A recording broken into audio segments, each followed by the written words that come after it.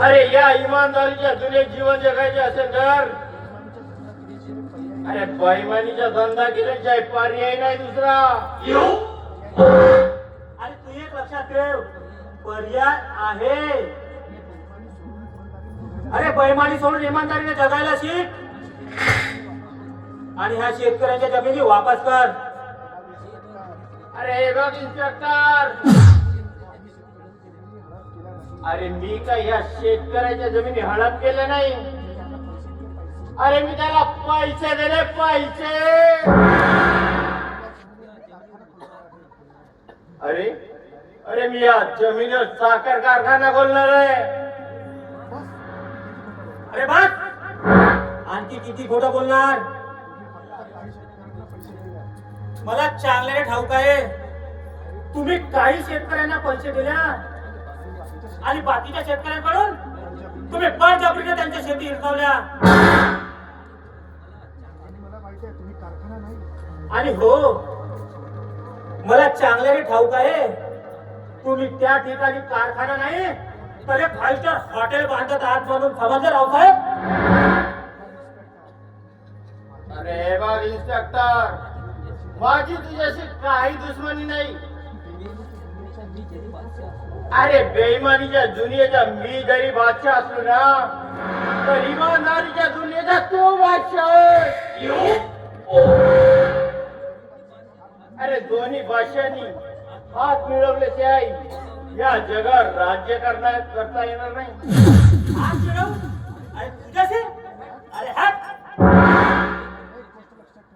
पण एक गोष्ट लक्षात ठेव, तुमच्या बेईमानीचे साम्राज्य नष्ट करणारा आहे मी, हा विजय देशपांडे. अरे वाचवत असेल तर वाचव स्वतःला.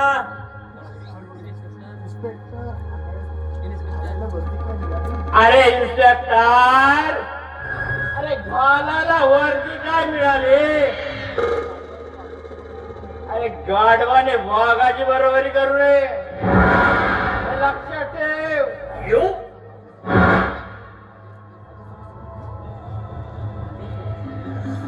अरे माझ्यासोबत समझोता कर, फायद्यात राहतील. अरे तुझ्यासारख्या भडव्याची समजोत्या करण्यासाठी मी काही तयार झालो. अरे स्वतःला मी गोळी घालणं पसंत करीन, पण या गावातील शेतकऱ्यांना आणि या देशाची गद्दारी करणार नाही.